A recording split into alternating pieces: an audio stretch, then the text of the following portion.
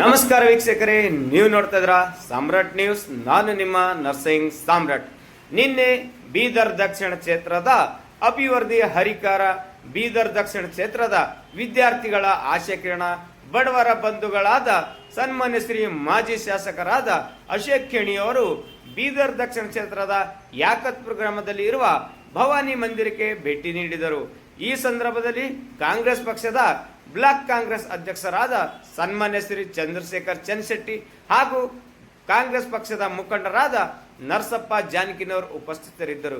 ಇದೇ ಸಂದರ್ಭದಲ್ಲಿ ಗ್ರಾಮಸ್ಥರೆಲ್ಲರೂ ಸೇರಿಕೊಂಡು ಬೀದರ್ ದಕ್ಷಿಣ ಕ್ಷೇತ್ರದ ಅಭಿವೃದ್ಧಿಯ ಹರಿಕರ ಆದ ಮಾಜಿ ಶಾಸಕರು ಅಶೋಕ್ ಖೇಣಿ ಹಾಗೂ ಚಂದ್ರಶೇಖರ್ ಚನ್ಶೆಟ್ಟಿ ಇವರನ್ನು ಶಾಲು ಹೊದಿಸಿ ಸನ್ಮಾನಿಸಿದರು. ಇದೇ ಸಂದರ್ಭದಲ್ಲಿ ಮಾತನಾಡಿದ ಸನ್ಮಾನ್ಯ ಶ್ರೀ ಅಶೋಕ್ ಖೇಣಿ ಅವರು, ಅಭಿವೃದ್ಧಿಯ ಸಮಸ್ಯೆ ಇದ್ದರೆ ಯಾವಾಗಲೂ ನಮ್ಮನ್ನು ಫೋನ್ ಮುಖಾಂತರ ಸಂಪರ್ಕ ಮಾಡಬೇಕೆಂದು ಮಾತನಾಡಿದರು.